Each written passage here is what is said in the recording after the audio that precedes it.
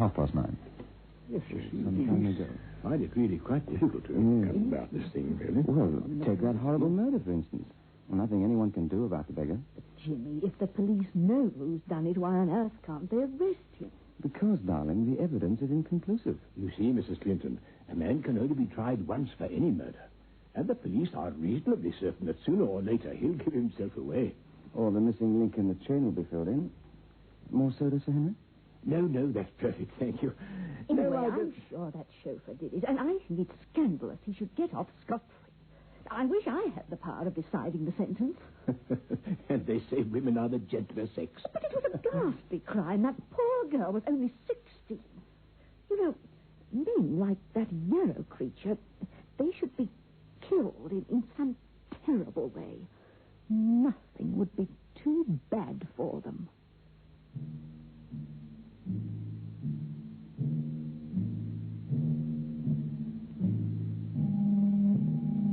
Biotex, the new soak and pre-wash powder, presents Beyond Midnight by Michael McCabe.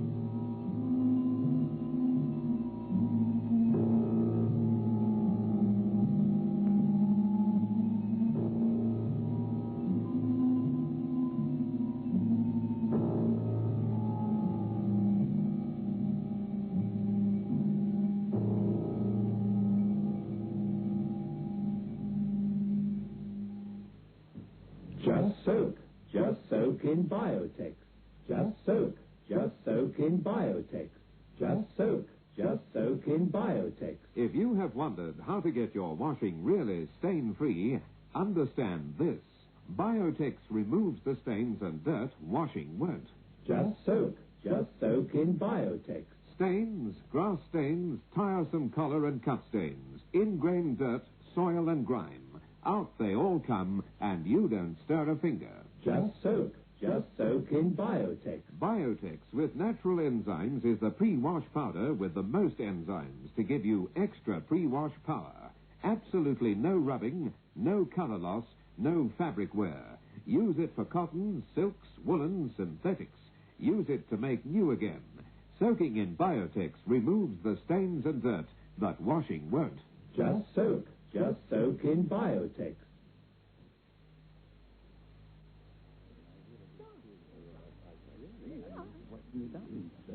He's certainly too good. As it happens, I have known Dr. Peters for many years.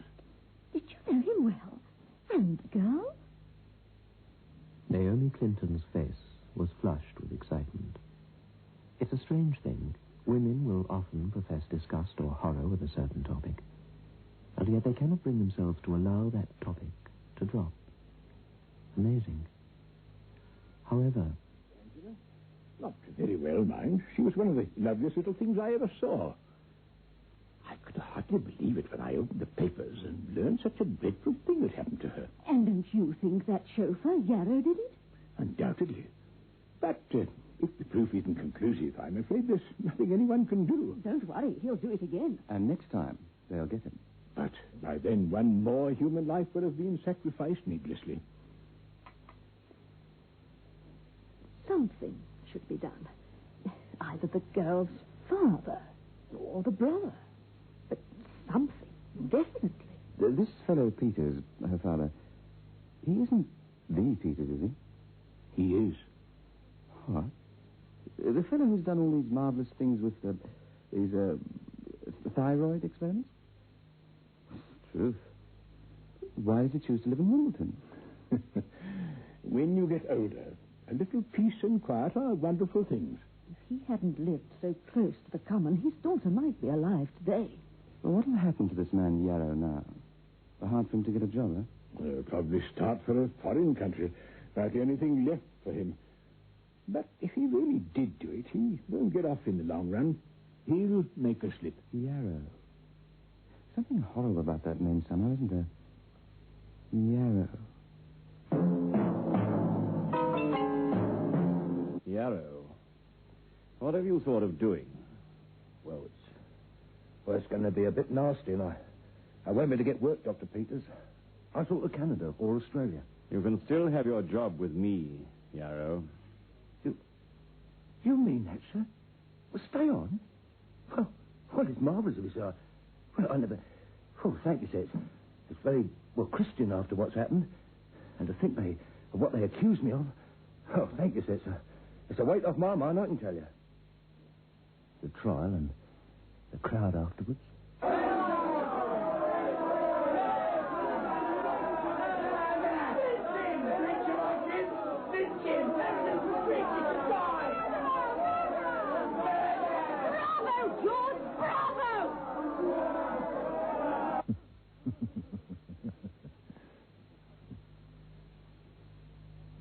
George Yarrow sat on the edge of his bed in the little room he rented at number 77, Elderton Road, Wimbledon. Yes, the court had been hostile, and the crowd outside the court had been worse. You see, the murdered girl was young, beautiful, popular. Strange the way that girl, that one girl in the angry crowd, had called out, "Bravo, George." But there's a certain kind of woman who is attracted by a man like Yarrow. Fantastic. The way old Peters has taken me back as his chauffeur. It's fantastic. Yes, fantastic indeed. Yarrow had murdered Angela Peters, oh yes. And the father knew he had, but the evidence inconclusive. George Yarrow was the sort of man the religious painters of old consigned happily to their fiery Hades. But people don't always get what they deserve. And now, after the trial, after everything, Dr. Peters had taken his chauffeur back into his employ. A Christian gentleman. After it had happened, his brain had cleared, and his one thought had been to get away. He had killed the Peters girl, his big red hands had done it, and his one thought had been to escape. Fast. He had made for the nearest road where buses ran. It was ironical, you see, that as he reached the bus stop, a certain Nellie saw him. A young woman to whom he'd promised many things, a young woman who had showered him with her favors in the belief that he would marry her. Yarrow did not want to meet her, because he knew that he might want to pretend he had been far away that night. George! George! George, wait! I want to talk to you. What? Why are you so cruel to me? You've got another girl, haven't you? George, I've got the right on you. Yes, George, I have. I can't stop the bus. I've got to catch it. George! George, wait! I've got to know! Why you dropped me? Who you see? Who is she? George! Wait! Stop it! Watch it!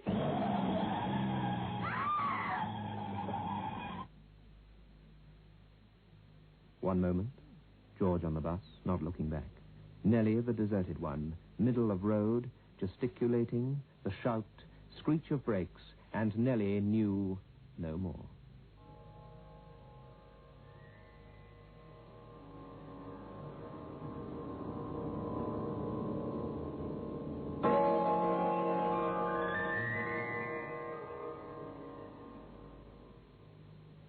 Those were the facts. Yarrow, Peter's chauffeur, murdered his employer's daughter. Murdered her horribly. Nellie met him soon after the event and was run down by a car as she tried to run after George Yarrow's bus. George Yarrow did not look back. He had no idea of the accident. Court. Trial. Yarrow acquitted. And the case discussed over the entire country, just as Sir Henry and the Clintons discussed it earlier. Yes, things had gone very well for the chauffeur with the big red hands. Very well indeed. And the Christian gentleman, his employer, despite everything, was taking him back. Pity Nellie had seen him that night after it had happened, but no matter. Yarrow wasn't able to listen to a certain conversation, though, that took place in Dr. Peters' study. The evening of the same day that good doctor had offered to keep his chauffeur on. Bring me a whiskey and soda, Smith, will you? Yes, sir. And Smith, Sir. Yarrow is returning to my service tomorrow. Yes, sir. But the verdict of the trial was not guilty. That being the case, Yarrow is innocent. That is all. Yes, sir. I need Yarrow. In my service, Smith. You hear me? I need him. Yes, sir.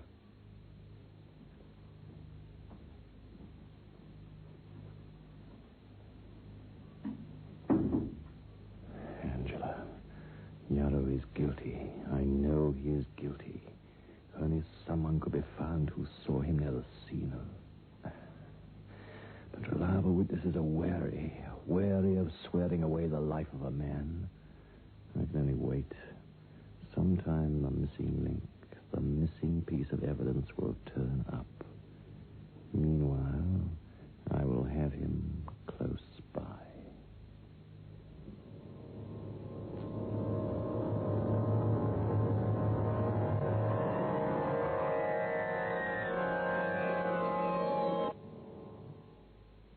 Nellie Tor opened her eyes. She had always hated hospitals, but they were very kind to her in this one. Don't worry, dear. It was nasty enough, but you're going to be all right. Don't worry. Don't worry.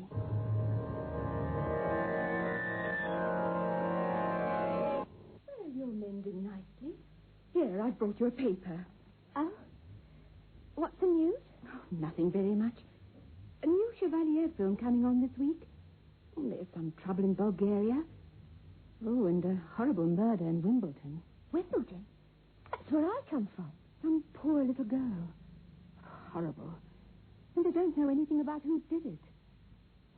Makes you wonder what kind of a world we live in, doesn't it?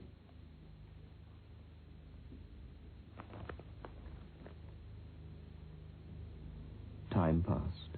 Nellie Tor grew stronger.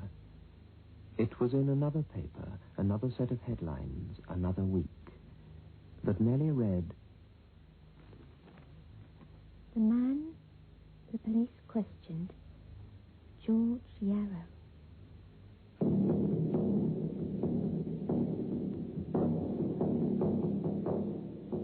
George Yarrow.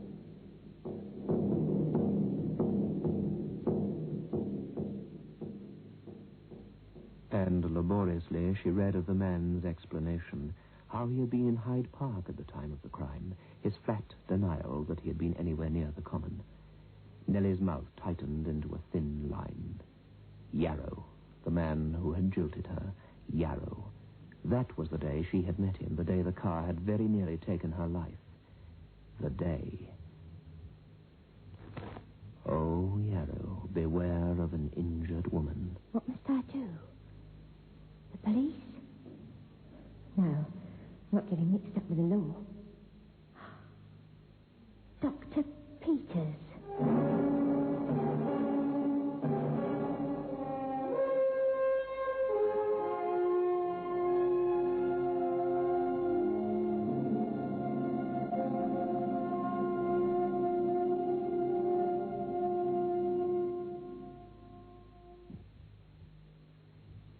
I feel like a new man.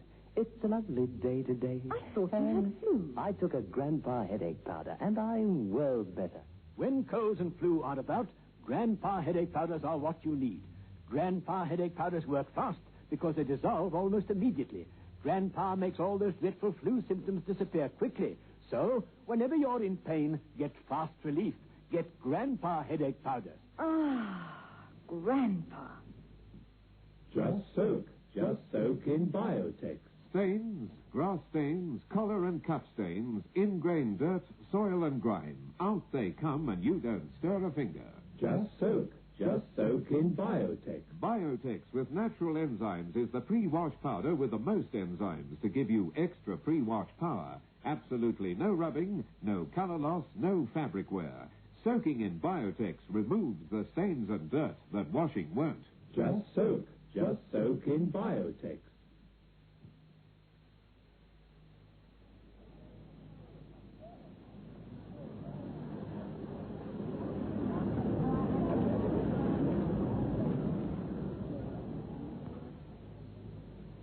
A week after leaving hospital, Nellie Tor, who had not yet contacted her former lover, George Yarrow, was passing the town cinema. The Chevalier film had come and gone, and now in its place was a fiery, tempestuous love story. Nellie stopped and examined the posters. and watched the crowds coming out, mostly couples, young couples. Oh, there had been hijinks in the back few stalls of the 3 and 6s that night. She noticed a man and a girl who, arms still entwined, stood out from the rest. The girl was blonde and curvaceous. She was impressive, but loud. The man was tall and burly, and dressed to kill, as it were. His soft hat was tipped rakishly. His purple tie boasted a splendid pin, and his shoes were extravagantly pointed. It was, of course, George Yarrow. Are you quite certain, Miss Torr, that it was Yarrow you saw that night? You could not have been mistaken? No. If anybody ought to know George Yarrow, I should. I knew him most intimate at one time. And you'd be prepared to sign a sworn statement to this effect? If you say so. But I'm not wanting any police trouble, if you don't mind. You won't have any. I can promise you that. For the present, you must tell nobody.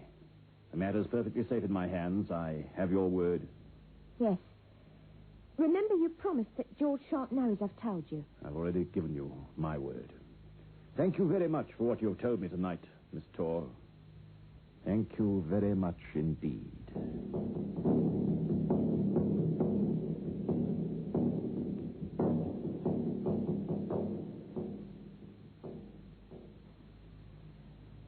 You rang. Shut the door, Smith. Is there anything I can get you, sir? No, thank you. Just shut the door. I want to talk to you. How long is it you've been with me? 15 years? 16, sir. You were fond of Miss Angela, were you not? You know how I felt, sir. If she'd been my own Very daughter... well.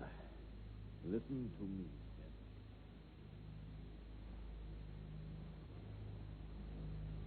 All right, my friend.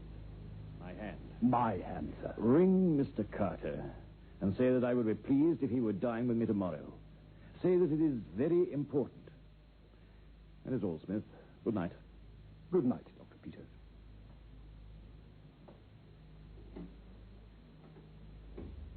Yes, Tony Carter must be in on this. Tony Carter, heavyweight champion, Oxford University. He should manage it all right together with Smith and myself. An eye for an eye.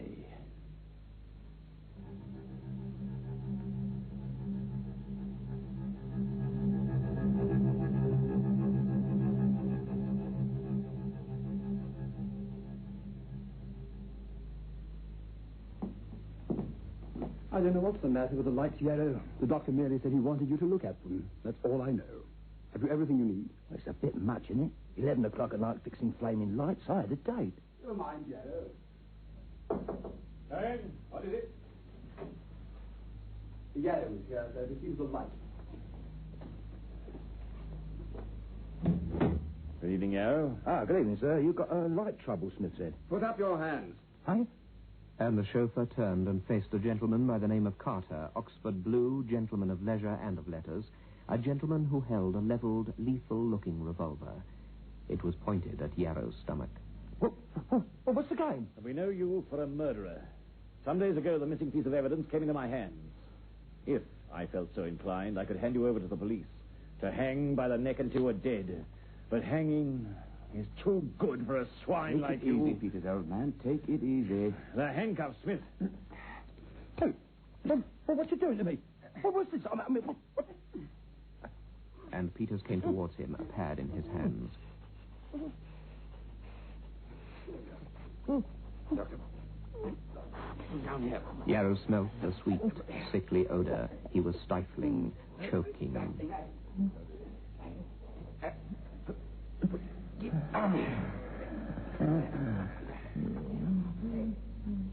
He could hear low grunts, curses from the other men, but the sounds seemed very faint, far away.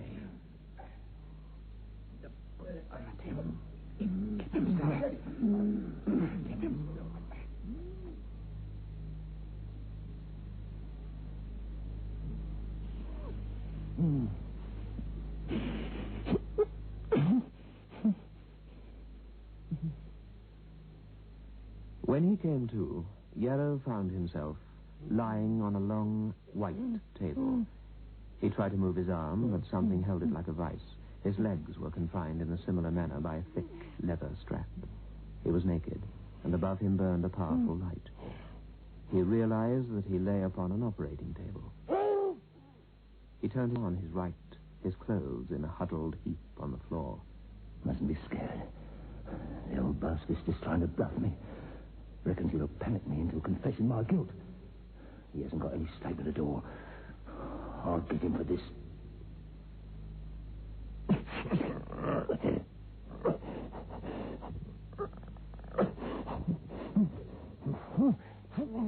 Wish to say something, Yarrow? You can't do this to me. I'll have the cops onto you. I don't think you will, my friend. I'm not going to kill you. And if you go to the police, they will assuredly hang you. As certain as the month is March and the year 1932, they will hang you. But I didn't do it. I thought... And once more, the great doctor, a man envied and admired by his colleagues, the doctor referred to by one James Clinton as the fellow who's done all these marvelous things with thyroid experiments. The doctor, once more, pressed the sickening pad over Yarrow's mouth.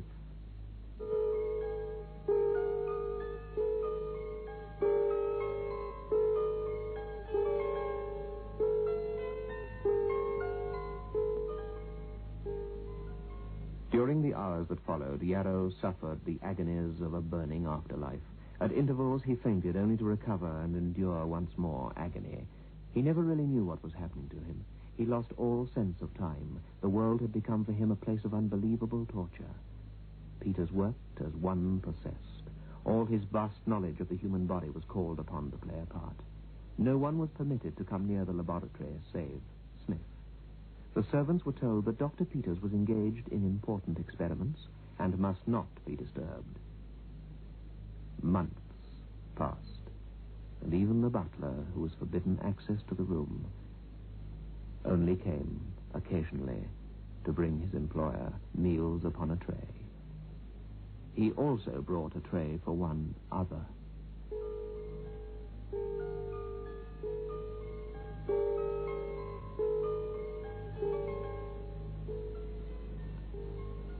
It was March when Yarrow had disappeared, and now December held London in its frigid grip.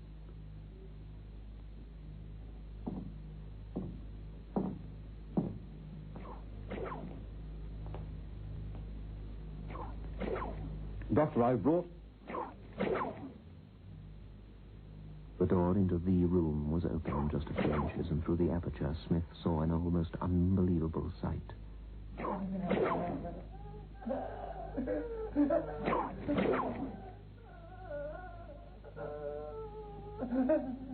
Dr. Peters stood, whip in hand, over a creature which crouched on the floor, held by a chain and staple driven into the wall. The legs of the thing were bent and calloused. The arms hung ape-like with simian looseness from the wasted body. The face was the face of an old man, wrinkled with age and fear, but with a sly cunning lurking behind the rheumy eyes. A thing of horror. A thing of pity.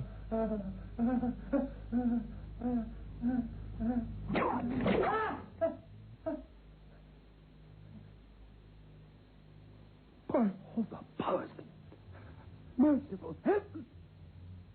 Is that... What's that? Yarrow!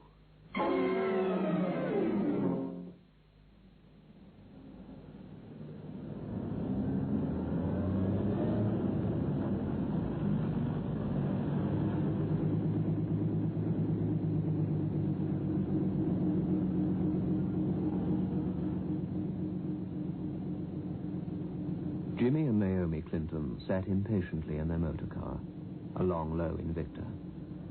They were late for lunch. The block of traffic in the Tottenham Court Road was exasperating. Their splendid motor car was overheating. 1932. Motor cars did tend to do things like overheat, even in December, in 1932. It was Naomi who saw the creature first.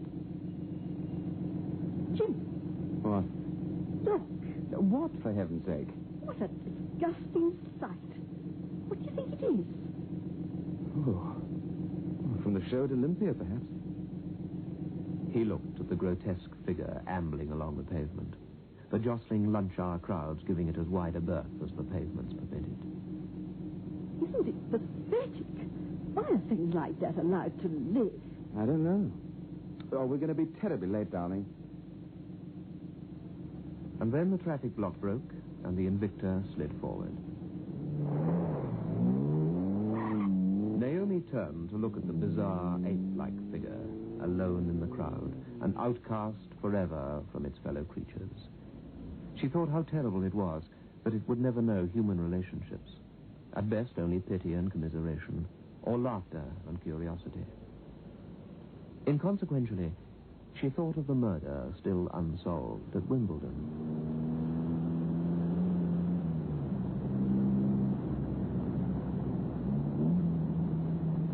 Darling, did they ever find the Wimbledon murderer? Oh, he got off scot-free. And no one knows what happened to him. Probably found it difficult to get a job there. But apart from that, he got off scot-free, yes. Look, when we get there, we're very late. Don't take too long to do your face.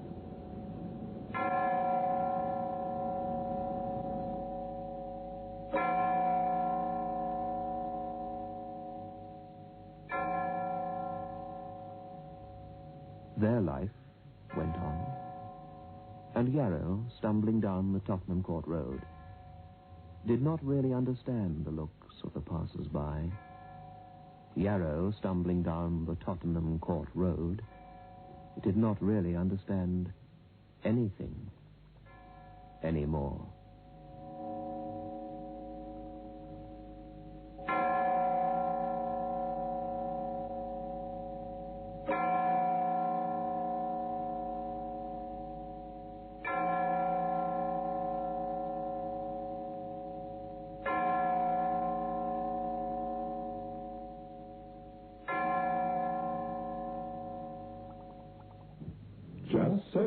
Just soak in Biotex. Just soak in Biotex. Just soak in Biotex. If you have wondered how to get your washing really stain-free, understand this.